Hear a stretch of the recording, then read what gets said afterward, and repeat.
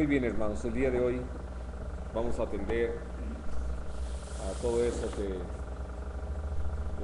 está en nuestro cuestionario y que apareció como parte de las dudas, de las inquietudes que en medio de nosotros estaban y que necesitaban ahora sí que una mayor claridad, aprovechando en sí lo que fueron estas preguntas. Quiero decirles que, como ustedes lo vieron en el cuestionario, las dividí en dos grupos, una donde va directamente a la doctrina y otro a las prácticas. Al mismo tiempo puedo decir que las prácticas dependen naturalmente de la doctrina. Ahora, no podemos realmente llevar a cabo algo que no sea parte de la práctica. Por eso quiero empezar el día de hoy hablando de la importancia de la doctrina, donde una de las cosas interesantes que podemos encontrar, sobre todo hablando de las epístolas de Pablo a Timoteo y Tito, de que en 12 ocasiones usa esa palabra, doctrina, que tienen que ver precisamente con la enseñanza, como vamos a poder encontrarlo en esa relación de pasajes.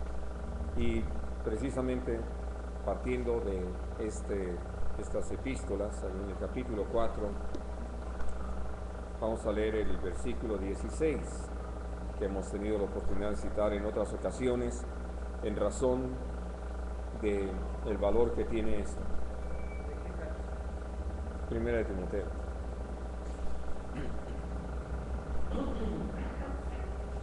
Dice: ten cuidado de ti mismo y de la doctrina, persiste en ello, pues haciendo esto te salvarás a ti mismo y a los que te oyeren.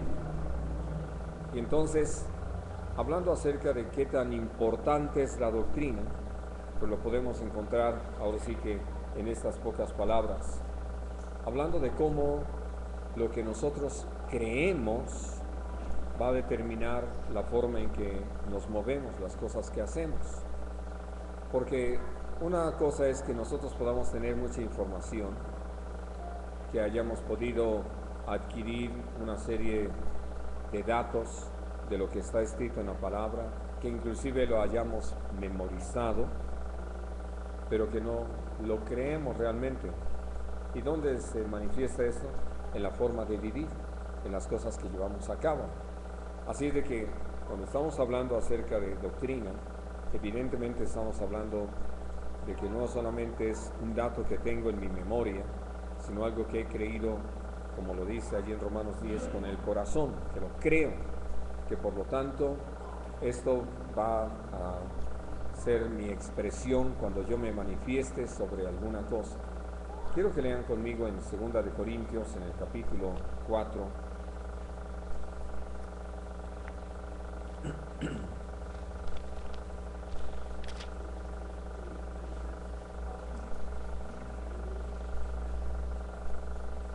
versículos 13 y 14. Dice: pero teniendo el mismo espíritu de fe, conforme a lo que está escrito, creí, por lo cual hablé, nosotros también creemos, por lo cual también hablamos, sabiendo que el que resucitó al Señor Jesús, a nosotros también nos resucitará con Jesús y nos presentará juntamente con vosotros. Ahora, ¿por qué escogí este pasaje?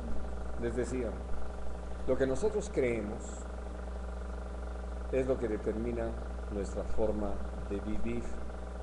Y naturalmente va a tener toda nuestra plática ese sello de lo que realmente creemos. Porque nosotros podemos darnos cuenta que platicando con algunos, pues nos podrían citar varios pasajes de la Escritura. Ahora sí que tienen buena memoria. Pero cuando se trata ya de ver la forma en que viven, ahora sí que cuando la plática ya se va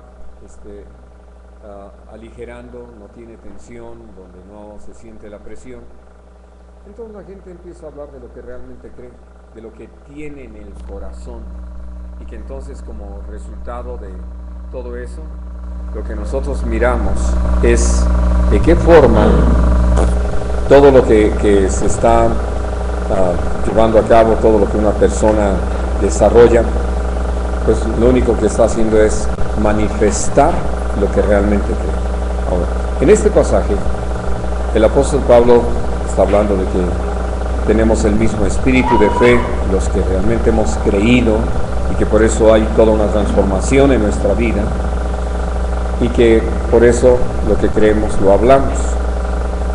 Y aquí menciona un asunto que ustedes pueden entender por lo que dice allí en el libro de Hechos de los Apóstoles: a todos los que se sentían sabios y entendidos y conocedores de la vida, como los griegos, en el momento en que en el Areópago Pablo toca el tema de la resurrección, pues ya se acaba la audiencia, no lo quieren escuchar más, les parece una locura, un absurdo, se lo manifiestan, y entonces lo que nosotros vemos es que él, hablando de lo que creía, lo manifestaba delante de quien fuera, porque eso determinaba todo lo que él hacía y cómo lo hacía.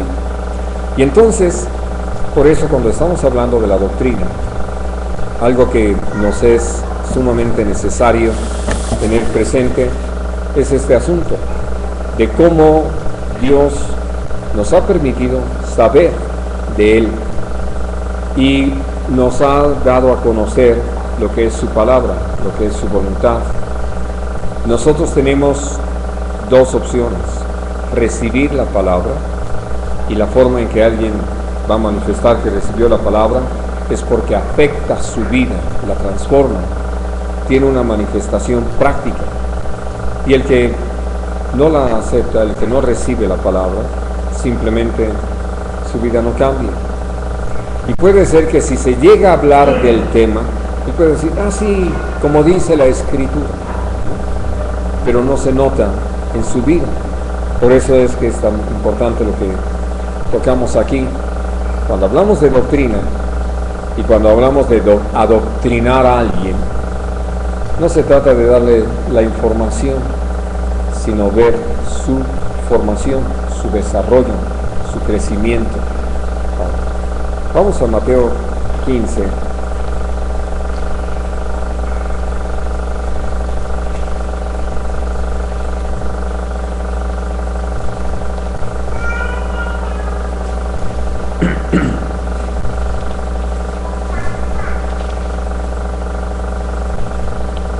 Leo a partir del versículo 6. Dice, ya no ha de honrar a su padre o a su madre. Así habéis invalidado el mandamiento de Dios por vuestra tradición. Hipócritas, bien profetizó de vosotros Isaías cuando dijo, este pueblo de labios me honra, mas su corazón está lejos de mí, pues en vano me honra, enseñando como doctrinas mandamientos de hombres. Así de que lo que nosotros podemos encontrar es precisamente cómo el Señor lo tenía todo esto previsto, lo anunciaba desde Isaías para hablar no solamente a esa generación, lo podemos entender, sino a la actitud que la gente que hemos tenido la bendición de conocer la palabra de Dios hemos llegado a adoptar como una actitud contra el Señor, donde, como lo he mencionado en algunas ocasiones, si uno le pregunta a la gente, ¿crees en Dios?, la contestación, vamos a decir, ya no tan generalizada ahora, es sí creo en Dios. Ya cuando uno dice, ¿qué crees de Dios? ¿Qué es lo que sabes de Él? ¿Qué es lo que conoces de Él? Allí es donde vemos que en realidad solamente obedece a una formación familiar y a una idea que se han formado las personas tal vez por sí mismas o aparte de la cultura, pero que no hay una verdadera fe, no hay menos aún una experiencia con el Señor, y que pueden estar, como ha sucedido dentro del marco de la iglesia, que al ir creciendo los hijos, los padres no han tenido el entendimiento ni el cuidado de guiarlos a Cristo, sino solamente les han enseñado formas, normas, y que esto los ha llevado a creer que están bien en el camino porque repiten las cosas y situaciones así, pero que en realidad siguen carentes de eso, al punto tal de que, como ha sucedido dentro del marco de la iglesia, nosotros podemos ver que ya cuántas congregaciones se empiezan a distinguir porque ya tienen una serie de mandamientos de hombres. Recordemos este pasaje en Colosenses, en el capítulo 2.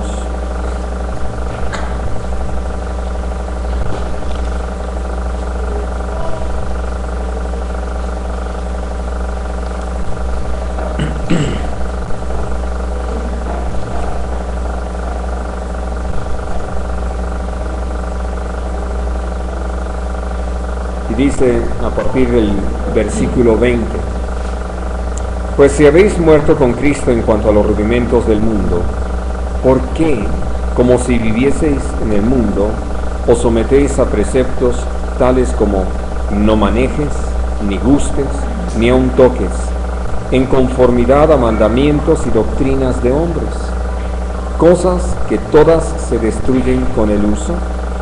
Tales cosas tienen a la verdad cierta reputación de sabiduría en culto voluntario, en humildad y en duro trato del cuerpo, pero no tienen valor alguno contra los apetitos de la carne. Así de que, evidentemente, algunos han buscado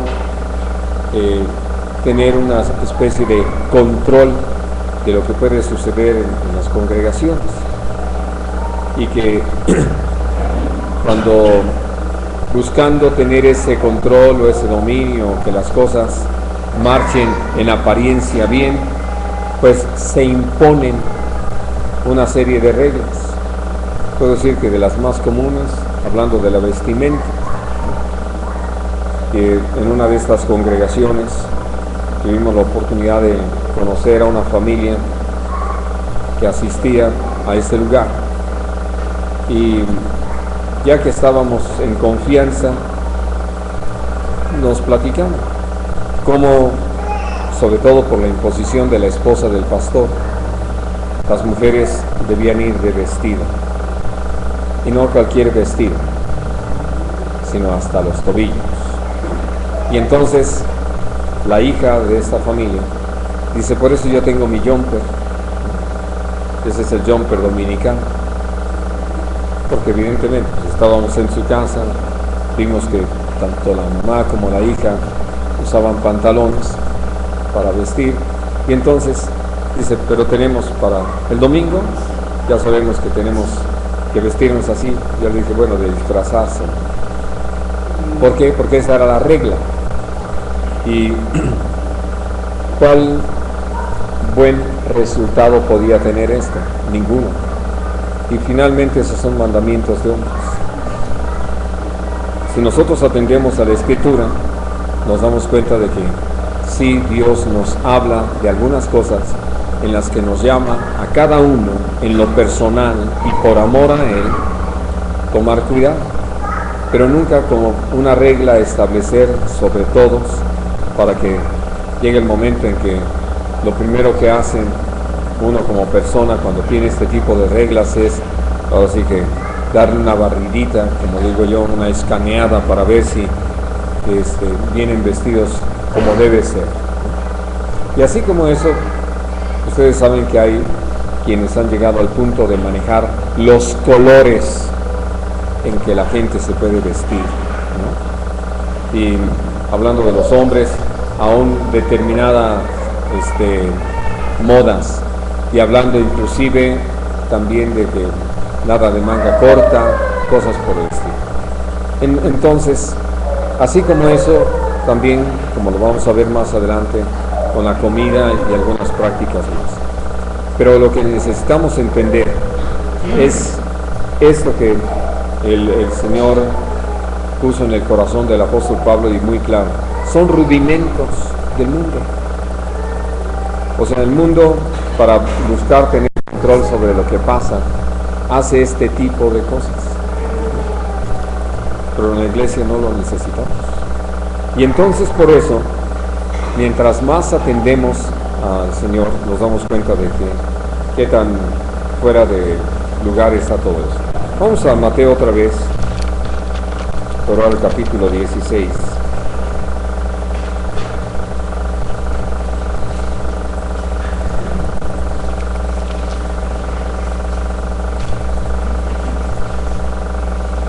Leo primero el versículo 6.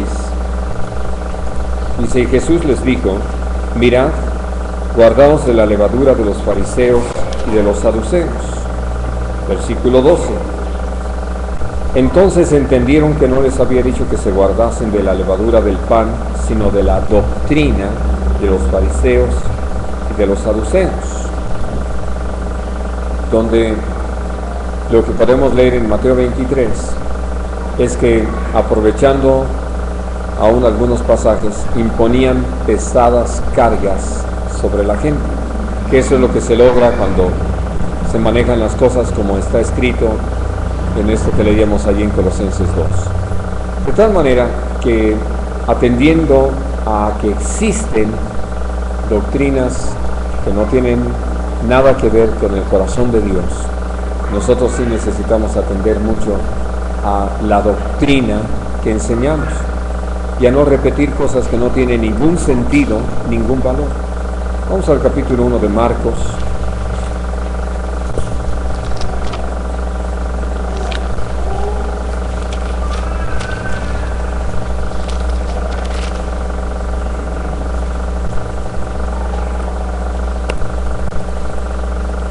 Y dice a partir del versículo 21, y entraron en Capernaum, y los días de reposo, entrando en la sinagoga, enseñaba, y se admiraban de su doctrina, porque les enseñaba como quien tiene autoridad y no como los escribas. Quiero aquí hacerles una pregunta muy interesante. ¿Cómo se daba cuenta la gente que Jesús enseñaba con autoridad y no como los escribas?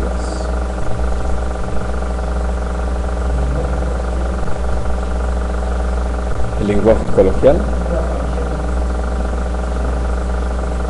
No creo que tampoco lo hayan sido los escribas.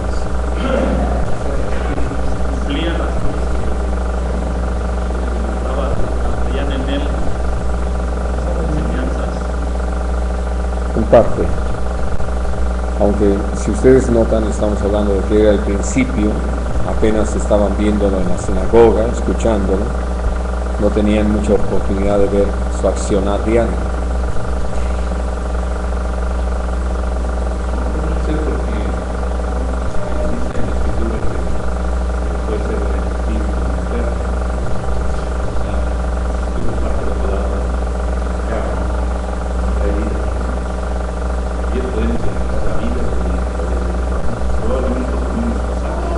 Así es.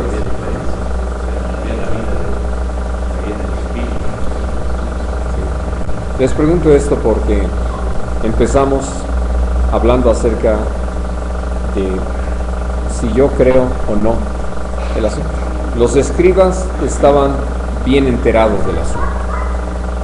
Habían estado en el seminario, no fueron compañeros de Mateo, no te preocupes. Pero habían estado en el seminario, se habían aprendido de memoria, sabían los temas y todo. Y para decirlo de alguna manera, lo recitaban, los que manifestaban. Y por eso esto que está mencionando todo. La gente podía percibir la diferencia de la que el Señor nos habla en su palabra. Jesús sí creía en lo que hablaba, de lo que hablaba. Y por eso lo decía con esa vehemencia, con esa seguridad. Vamos, en ese poder del Espíritu Santo. Donde ustedes y yo hemos podido ver la gran diferencia. Porque cuando estamos comunicando algo que para nosotros ha venido a ser ciertísimo, que lo creemos, que es nuestra vida, no lo decimos como cualquier cosa, lo aseguramos, lo afirmamos. Por eso les pedía que leyéramos ese pasaje de 2 de Corintios 4. Lo creemos, por eso lo hablamos. No lo decimos solamente porque tenemos la información y podemos dar el dato. ¿Ustedes saben algo sobre la presión sanguínea?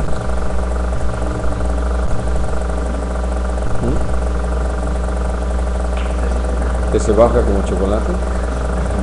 No, como el peso, ¿no? Cada vez menos. Pero hablando de que podemos llegar a enterarnos de cómo es la presión sanguínea, en qué obedece, por qué el diástole y el sístole, y por qué lo ideal es el 80-120, cosas por el estilo. Pero eso es información, ¿no? Y vamos a decir que en un momento dado ni me importa discutir. Si alguien me dice, no es así, no me importa, la mía está funcionando, ¿no? Es decir, no es un asunto para nosotros determinante. Hemos vivido en la ignorancia de eso y seguimos viviendo. Pero cuando hablamos acerca de Dios, de nuestro Señor Jesucristo, del Espíritu Santo, de su obra en nosotros, es muy diferente. Lo hemos creído. Y es por eso que viene un cambio tan grande. Y por eso estoy convencido de que la gente podía percibirlo en lo que nuestro Señor Jesucristo estaba compartiendo. Ahora, ahí mismo en el pasaje, dice, versículo 23, pero había en la sinagoga de ellos un hombre con espíritu inmundo que dio voces, diciendo, ¿qué tienes con nosotros, Jesús Nazareno? ¿Has venido para destruirnos? Sé quién eres, el Santo de Dios. Pero Jesús le reprendió diciendo, cállate y sal de él. Y el espíritu inmundo, sacudiéndole con violencia y clamando a gran voz, salió de él. Y todos se asombraron, de tal manera que discutían entre sí, diciendo, ¿qué es esto? ¿Qué nueva doctrina es esta? Que con autoridad manda y aún a los espíritus inmundos y le obedecen. Así de que ese es el asunto. Por eso nuestro Señor Jesucristo lo dijo, estas señales seguirán a los que creyeren en mi nombre. Y entonces, hablando de todas las cosas que el Señor tiene listas y dispuestas para que acompañen nuestro caminar y que podamos por esa gracia de Dios experimentar cómo la palabra de Dios es viva y eficaz y más penetrante que toda espada de dos filos, que la palabra de Dios es espíritu y por eso puede dar vida, ¿no? Y esto trae un cambio enorme entre nosotros. Ahora, vamos al Evangelio de Juan,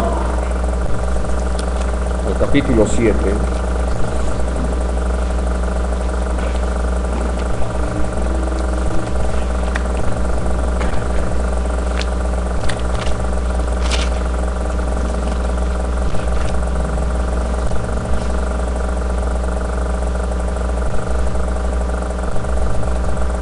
Dice a partir del versículo 14, mas a la mitad de la fiesta subió Jesús al templo y enseñaba. Y se maravillaban los judíos diciendo, ¿cómo sabe este letras sin haber estudiado? Jesús les respondió y dijo, mi doctrina no es mía, sino de aquel que me envió.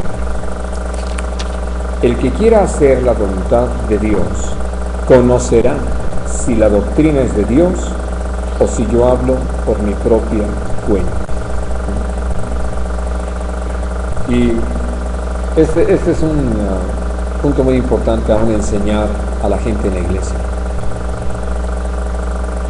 De alguna manera uno podría decir que lo mencionamos, pero creo que es importante enseñar a la gente a amar la voluntad de Dios y a desear vivirla, practicarla, porque cuando nosotros realmente estamos en ese compromiso y en ese vivo deseo de agradar el corazón de Dios, entonces nos interesa lo que Dios quiere, y esto va a permitirnos, como el Señor lo deja aquí establecido, que aun cuando estamos escuchando a alguien compartir la palabra, como decir,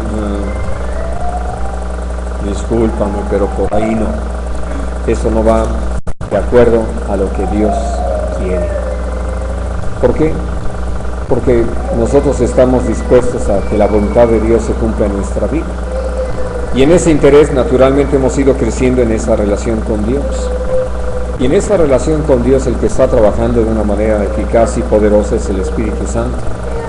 Y puede ser que en un momento dado no alcancemos a tener toda la claridad sobre lo que no es correcto de lo que estamos escuchando, pero tenemos ya el testimonio de que más vale ser precavidos, examinar el asunto antes de darle, luz verde en nuestra vida. Y es por eso que nuestro Señor Jesucristo les hizo saber allí a los judíos y con este mensaje a todos nosotros, cómo en primer lugar lo que Él estaba enseñando no era lo que finalmente Él había entendido de las cosas.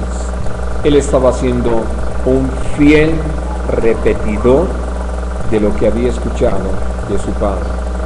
Y no porque algunos le dirían, oye, ¿no tienes personalidad? No la necesito.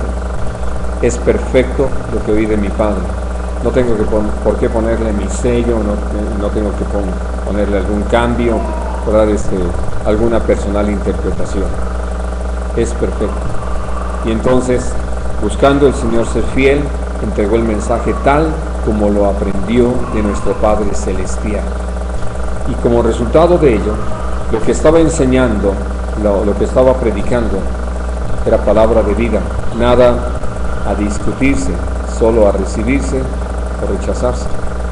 Y entonces, esto es lo que nosotros necesitamos aprender, a fin de que a la hora de predicar el Evangelio, de anunciar la palabra de Dios, la gente que ame al Señor y que esté buscando agradar su corazón, va a recibir la palabra que venga de parte del Señor, va a rechazar lo que no es, por lo que Dios mismo nos hace saber. En el libro de Proverbios, en el capítulo 1,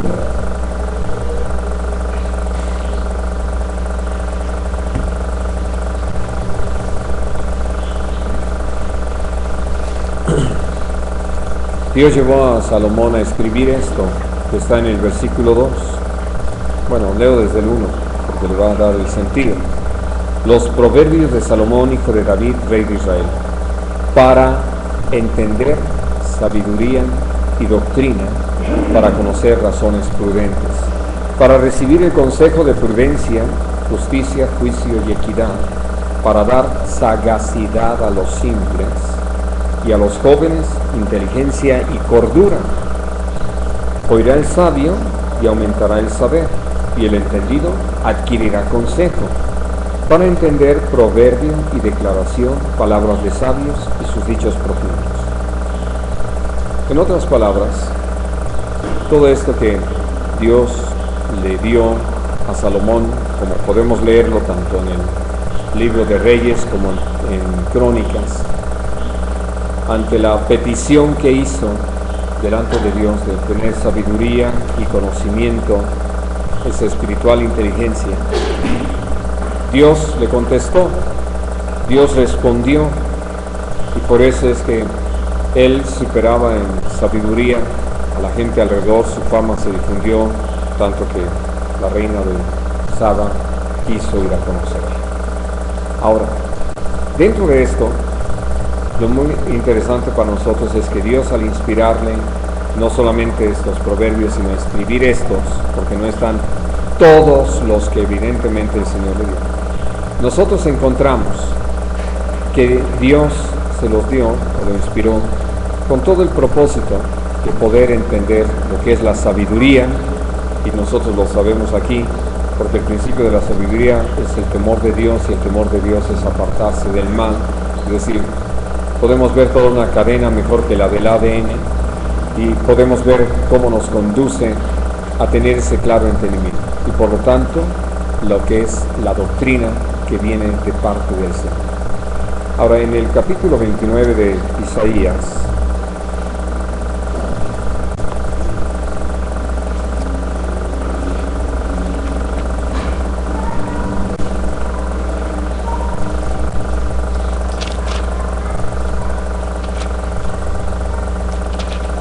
dice a partir del versículo 22, por tanto Dios, que redimió a Abraham, dice así a la casa de Jacob, no será ahora avergonzado Jacob, ni su rostro se pondrá pálido, porque verá a sus hijos, obra de mis manos en medio de ellos, que santificarán mi nombre, y santificarán al Santo de Jacob, y temerán al Dios de Israel.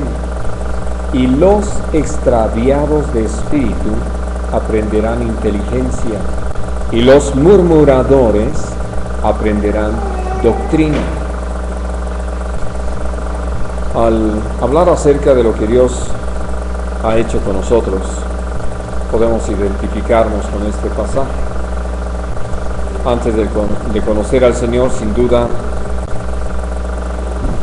nuestro historial era negro, con negro sobre negro. Dios, al tener misericordia de nosotros y hacer resplandecer la luz de su Evangelio, al iluminar nuestro entendimiento, nos trajo al conocimiento de la verdad, al conocimiento de nuestro Señor Jesús, que ha transformado nuestra vida y que, como Jesús lo hizo, de enseñar cuál es el camino a seguir por la fe, y al instruir a los apóstoles para decirles que al hacer discípulos lo hicieran bautizándolos y enseñándoles que guarden todas las cosas que Él ha mandado. Nosotros vemos que al recibir la enseñanza de parte de Dios ha habido todo un efecto en nuestra vida. Vamos a Romanos, al capítulo 6.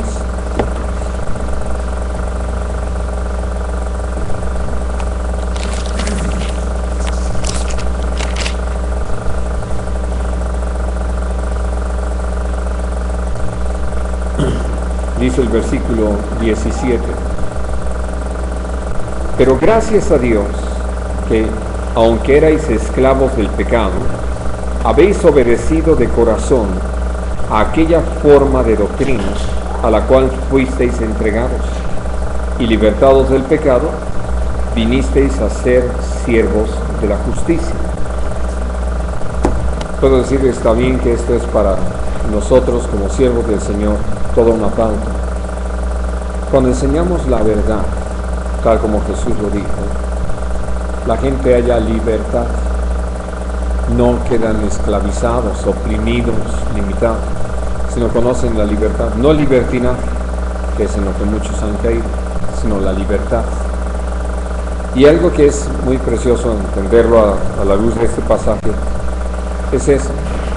Nosotros podemos ver que la gente que había estado esclavizada por el pecado, ahora nosotros que fuimos parte de esa gente, hoy estamos viviendo una vida totalmente nueva. Esto como resultado de haber obedecido a esa enseñanza, a esa doctrina. Porque algo que nosotros podemos ver con tristeza en algunos de nuestros hermanos es que aunque nacieron de nuevo y aunque empezaron a experimentar la libertad, a causa de no ser instruidos y no crecer en el conocimiento de la voluntad de Dios, han dado lugar a prácticas que los han desviado del camino de la justicia, de la vida eterna, y los vemos ahora esclavizados en algunas cosas. Otros, naturalmente, por mala enseñanza, han quedado otra vez esclavizados a formas como considerábamos de Colosenses 2 y otros pasajes más. Y entonces no los vemos caminar en esa libertad, en ese gozo, en esa paz que el Señor sí da. Y por eso dice, al haber obedecido de corazón a esa forma de doctrina a la que fueron entregados, el resultado ha sido que verdaderamente estamos libres del pecado y hemos podido en forma voluntaria ser esclavos de la justicia, esclavos del Señor, siervos de Cristo, para la gloria de Él.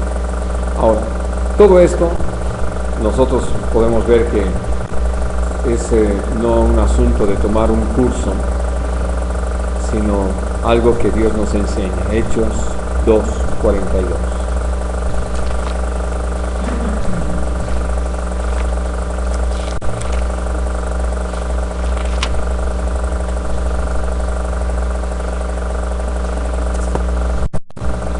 y perseveraban en la doctrina de los apóstoles, en la comunión unos con otros, en el partimiento del pan y en las oraciones.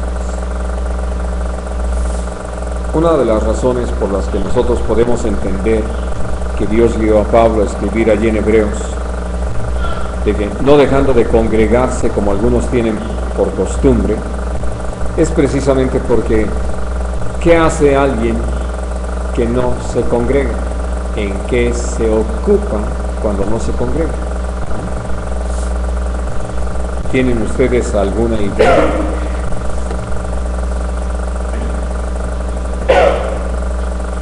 Claro que puede ser confesión.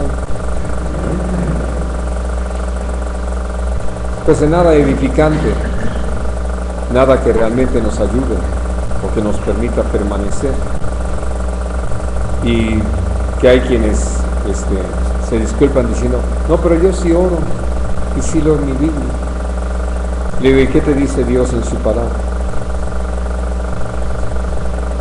Porque ya cuando entramos en materia, entonces podemos darnos cuenta que Dios nos instruye a que nosotros, en primer lugar, valoremos la iglesia, el cuerpo, la comunión de los santos, lo que esto significa y por qué Dios lo ha establecido, como lo vamos a ver en unos momentos más, si es que nos alcanza el tiempo, hablando de la Trinidad.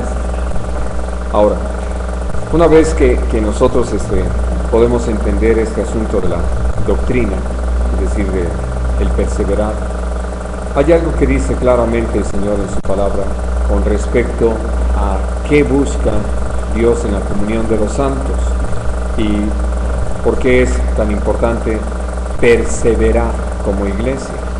Efesios en el capítulo 4.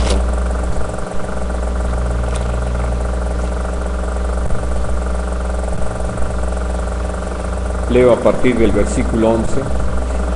Y él mismo constituyó a unos apóstoles, a otros profetas, a otros evangelistas, a otros pastores y maestros, a fin de perfeccionar a los santos para la obra del ministerio, para la edificación del cuerpo de Cristo, hasta que todos lleguemos a la unidad de la fe y del conocimiento del Hijo de Dios, a un varón perfecto, a la medida de la estatura de la plenitud de Cristo, para que ya no seamos niños fluctuantes, llevados por doquiera de todo viento de doctrina, por estratagema de hombres, que para engañar emplean con astucia las artimañas del error, sino que, siguiendo la verdad en amor, crezcamos en todo en aquel que es la cabeza, esto es Cristo, de quien todo el cuerpo, bien concertado y unido entre sí por todas las coyunturas que se ayudan mutuamente, según la actividad propia de cada miembro,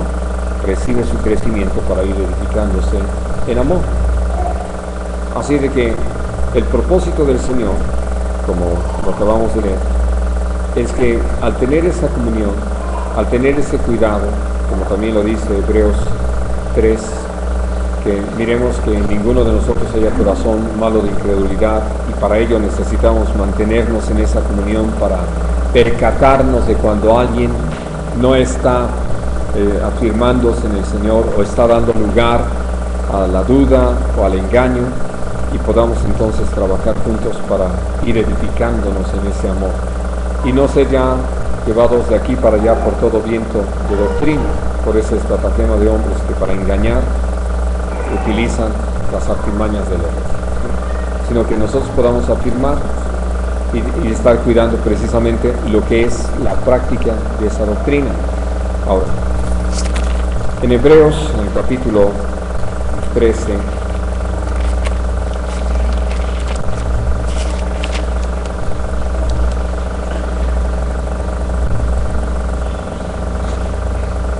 dice el versículo 9: no os dejéis llevar de doctrinas diversas y extrañas, porque buena cosa es afirmar el corazón con la gracia, no con viandas que nunca aprovecharon a los que se han ocupado de ellas. Segunda de Tesalonicenses.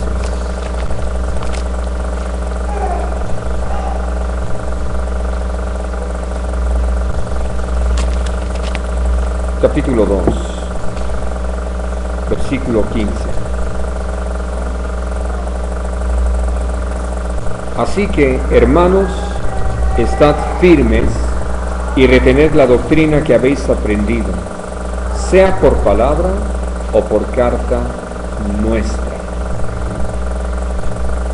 Así de que, ahora sí que, hablando de lo personal, nosotros mismos necesitamos tener esa decisión de caminar en la sana doctrina, de ser gente comprometido con la palabra de Dios, y que estemos en la decisión de no aceptar nada diferente de lo que el Señor ha enseñado, y que no estamos escuchando esas diversas doctrinas que nos llevan a poner la confianza en algo, en alguien diferente del Señor.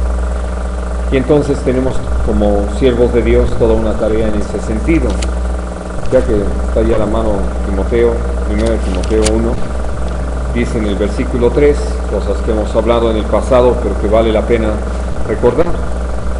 Dice: como te rogué que te quedases en Éfeso cuando fui a Macedonia, para que mandases a algunos que no enseñen diferente doctrina, ni presten atención a fábulas y genealogías interminables, que acarrean disputas más bien que edificación de Dios que es por fe.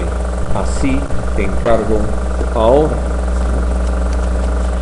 Y entonces habla de todo lo que es la ley, para qué está, y dice en el versículo 10, para los fornicarios, para los sodomitas, para los secuestradores, para los mentirosos y perjuros, y para cuanto se oponga a la sana doctrina. Entonces, todo esto nos da la oportunidad de entender cómo Dios nos ha llamado con toda claridad a tener todo un compromiso con el Señor en todas las cosas. Hablando acerca del valor de tener ese cuidado, también el apóstol Juan escribió algo que nosotros necesitamos tener muy presente, tener sumo cuidado por lo que implica allí en su segunda carta.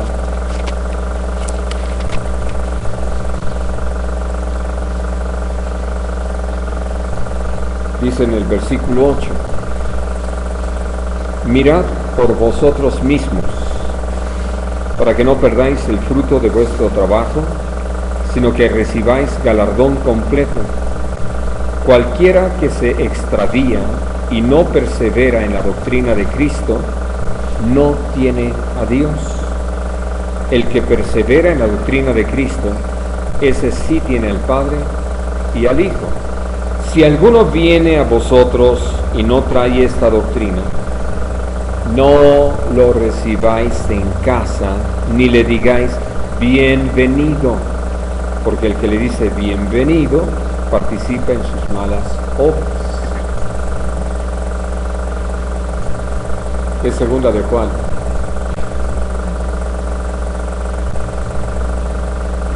Sí, ya me percaté que andaban medio perdidos.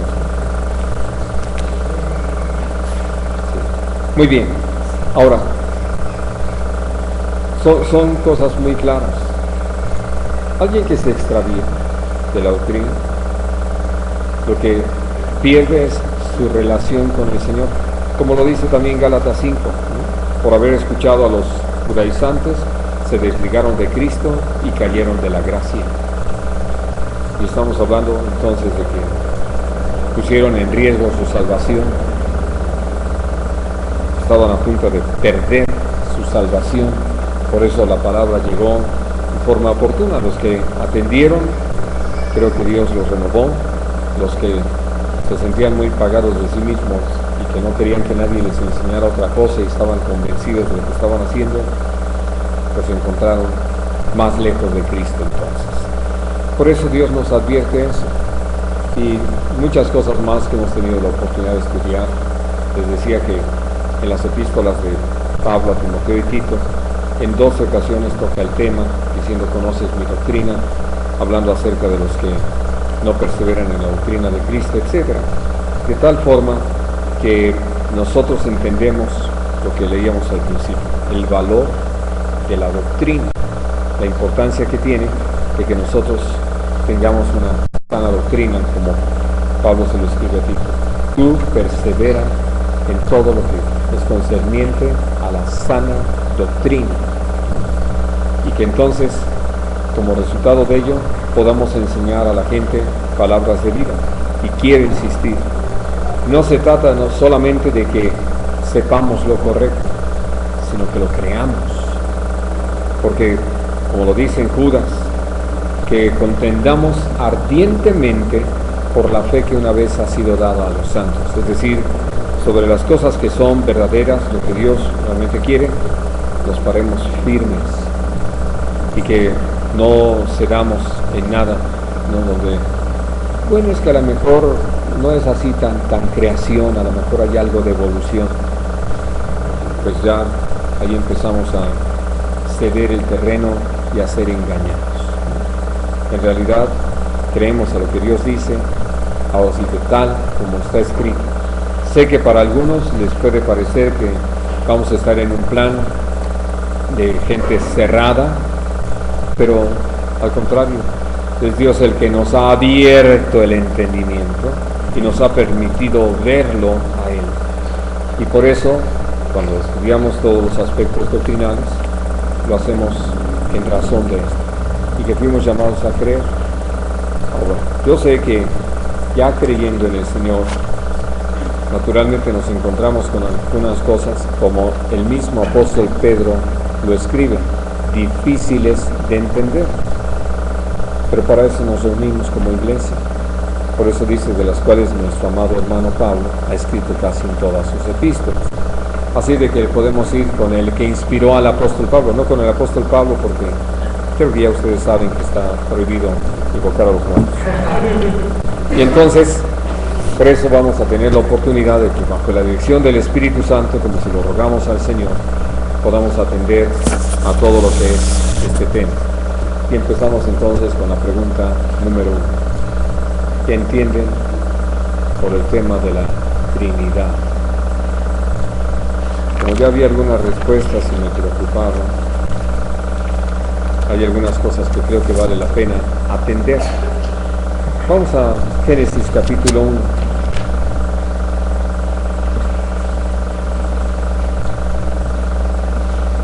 Ahora sí que ya ustedes saben que por lo general mis respuestas son muy concretas, muy directas.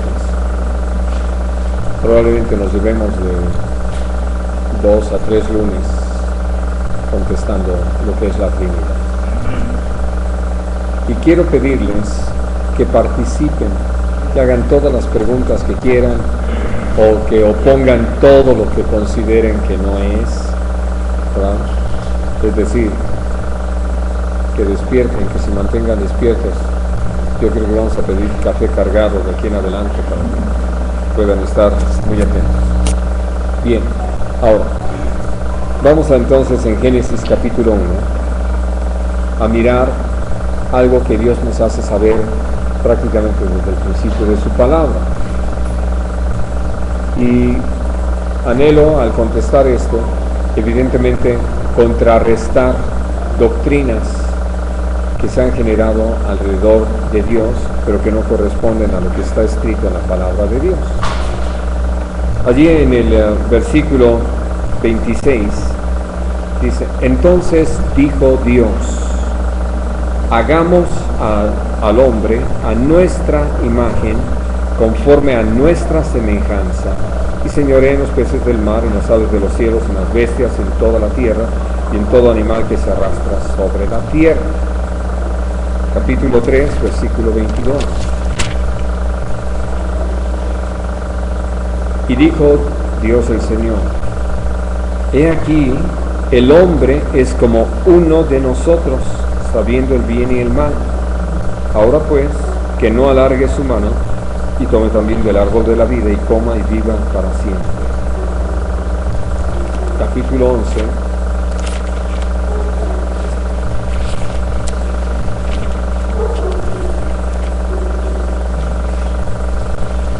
Versículo 7. Ahora pues, descendamos y confundamos allí su lengua, para que ninguno entienda el habla de su compañero.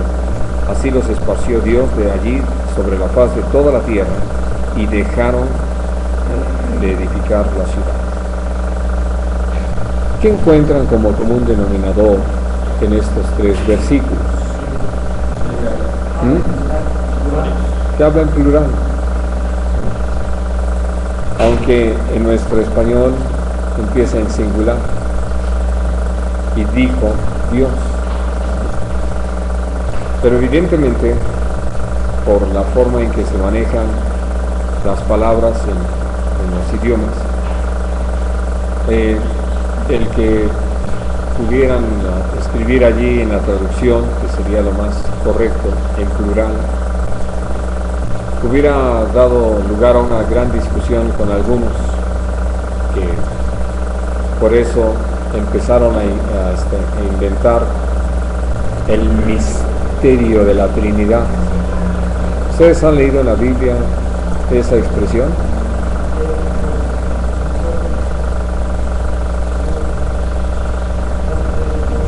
De la piedad.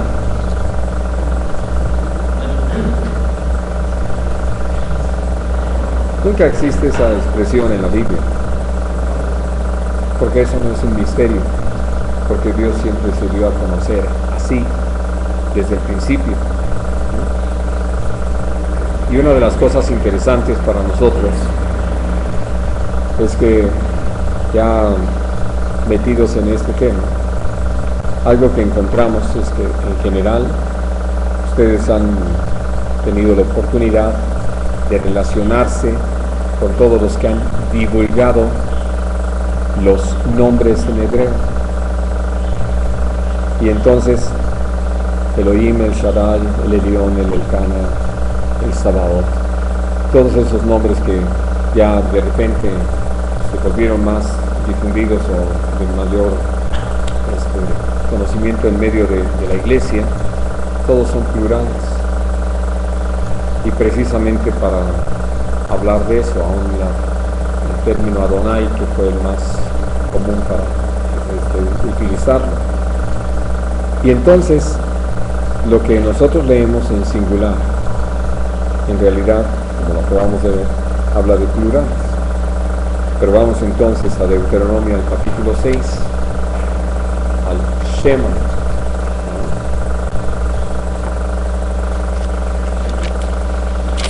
No crean, ando presumiendo las que me pude aprender por aquí y por allá.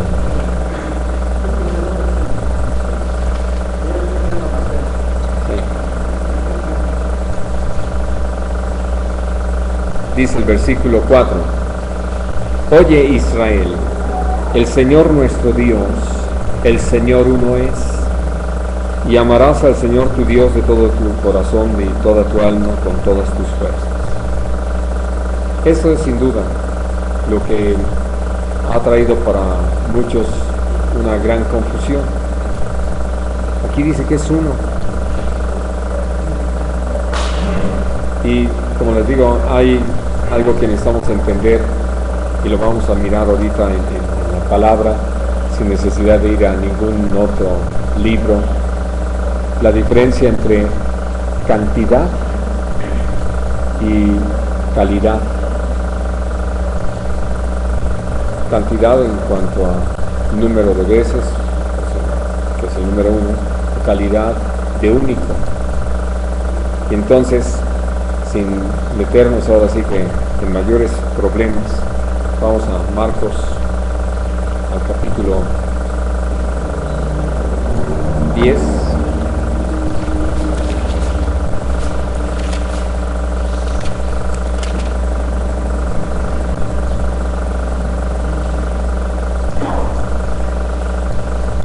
Dice el versículo 7: Por esto dejará el hombre a su padre y a su madre, y se unirá a su mujer, y los dos serán una sola carne.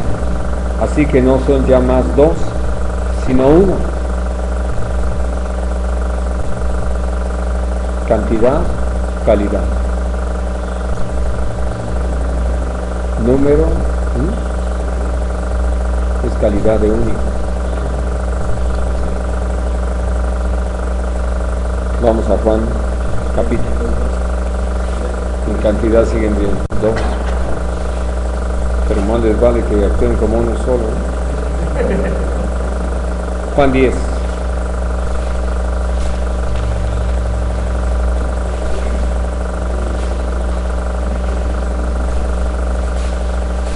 Versículo 30.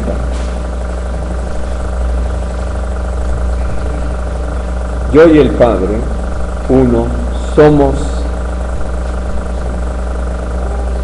Sigue siendo calidad. 17 de Juan, que ustedes conocen más y que han estado seguramente citando. El Evangelio de Juan 17, versículo 11. Y ya no estoy en el mundo, mas estos están en el mundo, y yo voy a ti, Padre Santo, a los que me has dado, guárdalos en tu nombre, para que sean uno, así como nosotros.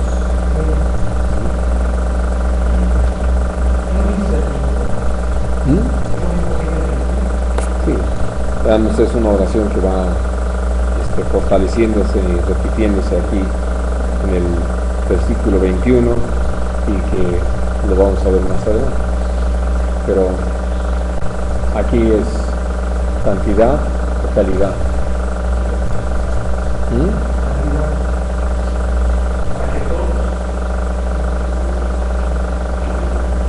Y tiene también que ver con cantidad. Dios no ve muchos cuerpos de Cristo. Y esto nos permite también entonces entender parte de a qué se refiere este asunto de que yo y el Padre somos uno. Es decir, no vamos a actuar como varios dioses, sino como uno solo. Bien. Ahora, allí ya lo vieron en el capítulo en el versículo 21, repito. Vamos a 1 de Corintios 10.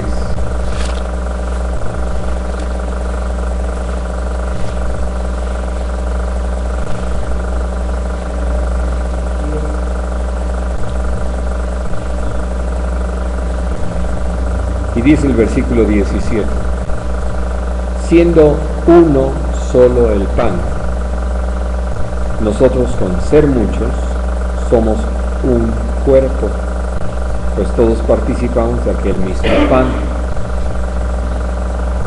Un solo pan, calidad o cantidad. Cantidad, un solo pan. Y después cuando dice un cuerpo,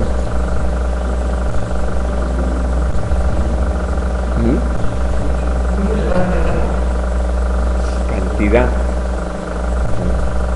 como que les decía, y que habla también en su calidad de unidad, pero todavía aquí está hablando más de cantidad, es decir, se está llamando a la atención, sobre todo por lo que viene en el capítulo 11, de la importancia de discernir el cuerpo y no vernos como muchos, sino como uno solo, como parte unos de los otros, porque ustedes saben, un problema muy serio dentro de la iglesia, donde hemos estado dispuestos a pelear entre denominaciones o congregaciones. Y en el capítulo 12, en el versículo 12,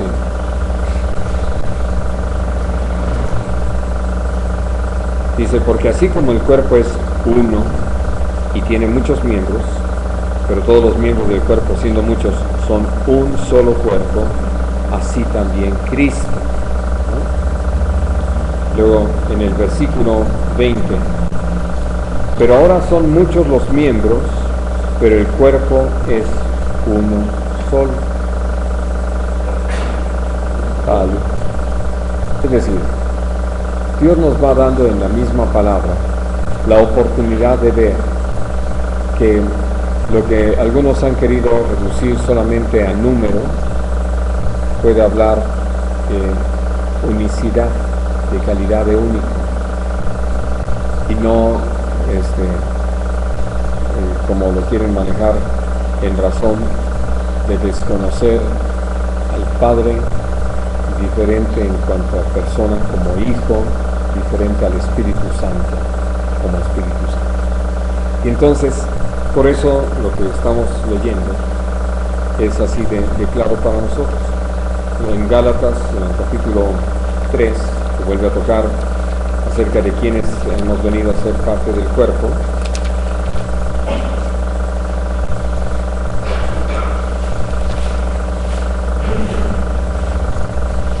Dice, ya no hay judío ni griego, no hay esclavo ni libre. 28. No hay esclavo ni libre, no hay varón ni hembra, porque todos vosotros sois uno en Cristo Jesús. Es decir, para Dios, esos somos. Los hombres sí hacemos toda clase de divisiones por nuestra incredulidad. Por eso les decía al principio, qué importante es que creamos lo que Dios ha dicho. Y que entonces, como algunos han llegado a tener de veras una lucha tremenda, ¿y a poco con lo que está haciendo fulano? ¿A poco es hermano? Sí, de los malos hermanos, pero sí es hermano. Es decir, son cosas que nosotros llegamos a tener de veras un conflicto en ese sentido, porque hemos aceptado algunas cosas que son realmente doctrinas de hombres, no de Dios. Dice claramente ahí en Romanos, si Cristo lo ha recibido, ¿quiénes somos nosotros para cerrar el paso?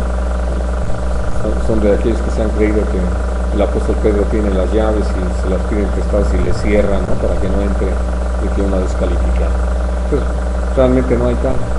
Dios por eso desea que tengamos muy claro que cuando habla de que Dios es uno, habla más bien en su calidad de unidad, esa unidad que hay en el Señor y no unicidad, es decir, que solo hay uno y no tres.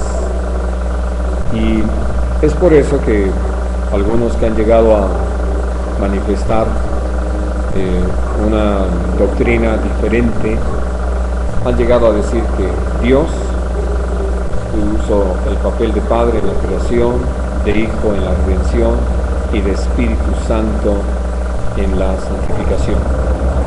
Y usan o manipulan algunos versículos allí en Hechos de los Apóstoles, donde dice que bautizándonos en el nombre de Jesús, y entonces así como que no hubo más, y por eso se les llegó a conocer como solo Jesús.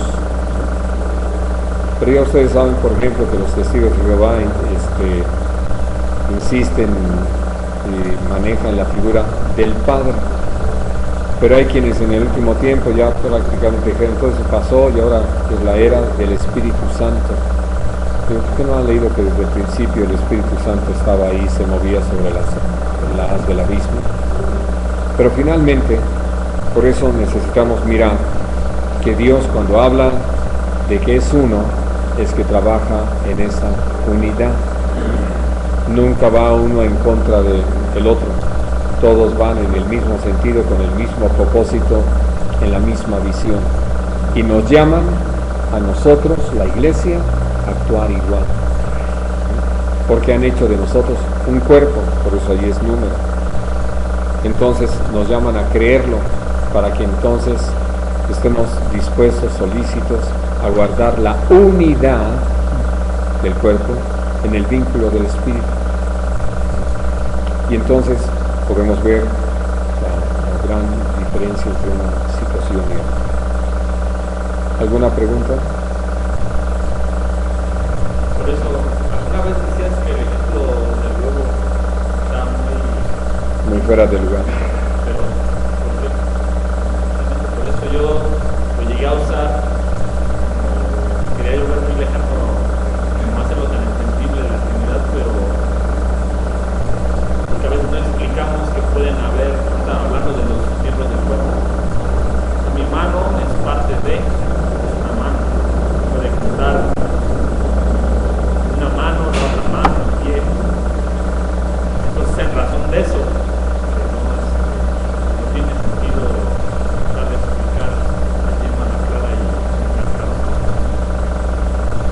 los tres estados del agua que algunos quieren usar.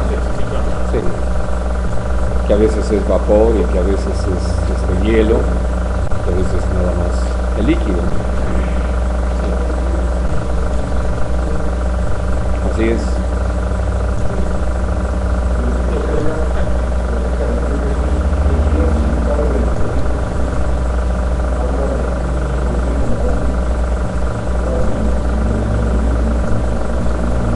¿No? En la Trinidad ese es el papel que tiene nuestro Padre Celestial. Es decir, nunca Cristo, sino siempre nuestro Padre Celestial ha sido Padre. Jesús siempre ha sido Hijo. Naturalmente, si es Hijo, pues tiene su misma naturaleza, que es otra de las cosas importantes a entender de la obra que Dios está haciendo en nosotros. Cuando venimos a ser hijos de Dios, no lo hicimos por voluntad de carne o de sangre ni de varón, sino por el Espíritu Santo. Así que tenemos ya en nosotros una prueba de lo que es poder ser hijos. No está terminada esa labor porque falta la redención de nuestro cuerpo, pero lo estamos experimentando. Y por eso usa la expresión en Hebreos 6 de que hemos gustado del Espíritu Santo, o de la buena palabra de Dios. Bien. Versículos, ¿no recuerdas en Isaías 6? Que para hablar de la deidad de Jesús, En el 9. 9:6, dice que Padre eterno, Sí. como hablamos de Jesús como una expresión. Sí. No voy a entrar todavía, hoy no vamos a entrar, solamente quería hablar de que podamos hacer diferencia en la Biblia entre lo que es número y calidad, o sea, número y unidad. Sí, porque a veces cuando usamos la palabra unidad nos estamos refiriendo al número uno, pero cuando usamos también la palabra unidad hablamos de cómo converge todo hacia una misma situación.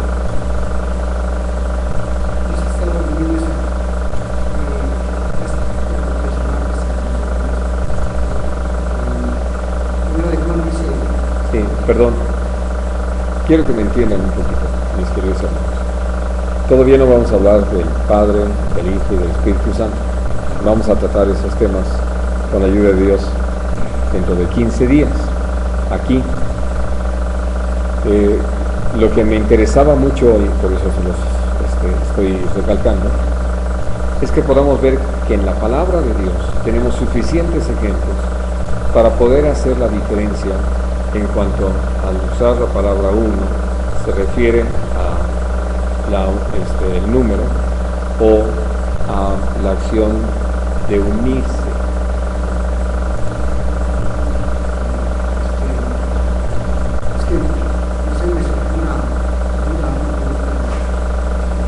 De que tres son los que dan testimonio en el cielo, el Padre, el Hijo y el Espíritu Santo.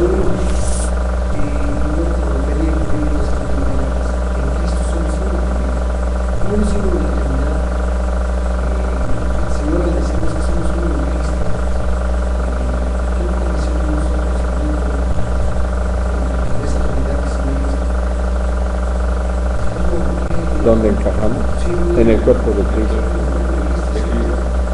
No nosotros nos ponemos en un sentido primo, ¿no? Solo parte de esa Trinidad. Sí, claro. A eso vamos, para eso vamos a las bodas. Sí, pero entonces se puede decir como doctrina esto, que vamos siendo parte de esa Trinidad. Somos. Nos dice allí en segunda de Pedro 1 que Dios nos ha hecho partícipes de su naturaleza.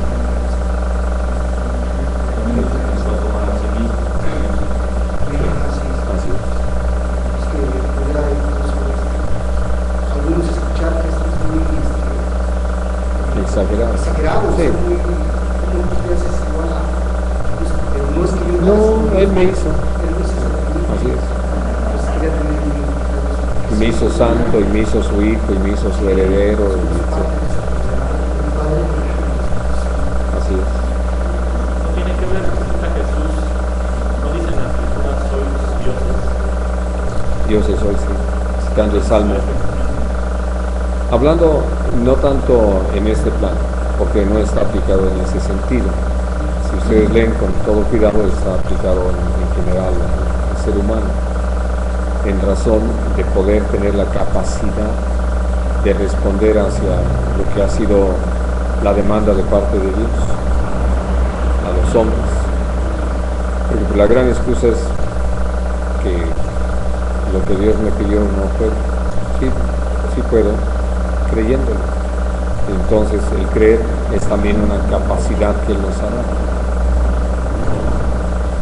Por eso podemos, para decirlo de alguna manera, por eso tenemos libre albedrío, por eso tenemos capacidad de decidir.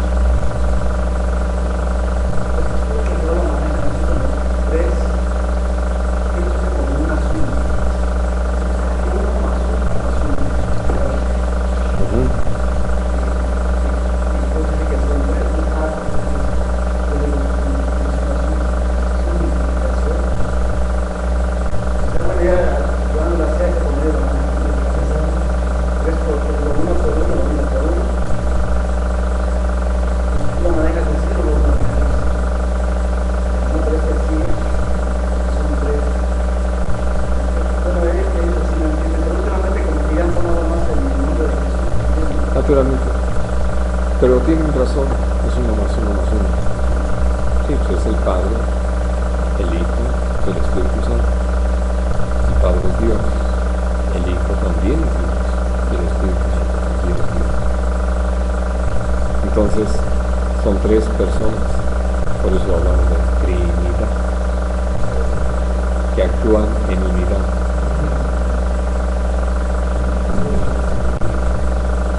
Sí, ellos no le dan ese reconocimiento a Jesús. Sí.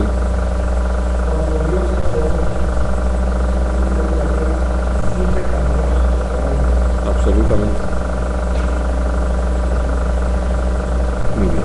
¿Alguna otra pregunta, hermanos? ¿Algún otro comentario sobre lo que hemos hablado hoy? Podríamos decir que, hablando de la palabra Dios, no estamos hablando de una persona, sino de una entidad. Cuando está por los tres se convierte en Dios. Puede hacer una comparación de algo.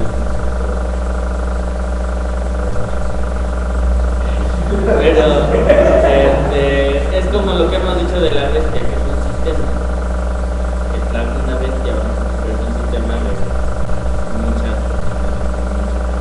No es un sistema, pero lo reconocemos. Que sería un error pensar en la bestia como Una sola persona. Pero vamos, en ese sentido, nosotros entendemos Dios como no es un sistema, porque no es una estructura. El concepto es, no son tres dioses, por ejemplo, no fueran tres instituciones diferentes, sino es una sola. Es dentro de la misma institución. Comparte de Sí, es decir, sin meternos a tantas especulaciones y vueltas, están los tres. Ya hablaremos más adelante, nada más lo cito rápido. Hablamos con nuestro Padre Celestial en el nombre de nuestro Señor Jesucristo y experimentamos la obra de su Espíritu Santo. Así de sencillo. Esto es para sencillos, no para complicados. No simplones, sencillos.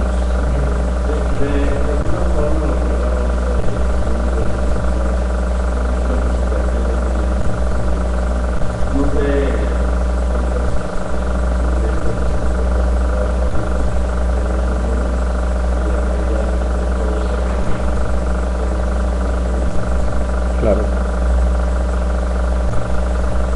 Esa es la intención, o sea, que todos lleguemos a la unidad de la fe para un mismo hablar, un mismo pensar, un mismo hacer, un mismo camino. Muy bien. Nada más, hermanos. Demos gracias a Dios. Padre bendito, te damos muchas gracias por ese privilegio que tú nos das de conocerte, de poder hablar contigo, de poder dirigirnos a ti, confiados en ese sacrificio que tu Hijo, nuestro Señor Jesucristo, realizó a favor nuestro, y que con su preciosa sangre abrió este camino hasta tu presencia misma, el lugar santísimo. Y Dios, te agradecemos el poder tener de tu parte esa dirección tan clara por medio de tu Espíritu, guiándonos a toda verdad, de tal manera que podamos caminar con certeza sobre esta tierra en cuanto a lo que tú quieres, en cuanto a lo que tú haces, en cómo lo haces. Dios, gracias por poder reconocerte, por poder creer en ti. Y gracias, Señor, porque nos has dado en tu palabra toda la claridad necesaria para caminar con un vivo entendimiento y no perdernos en cosas ajenas a tu voluntad. Te agradecemos, Padre Celestial, que hayas enviado a tu Hijo Jesús y que lo hayas llenado de tu Espíritu Santo para hacer la obra perfecta de redención nuestra. Y gracias por traer a través de tu bendito Espíritu toda esa revelación a nosotros.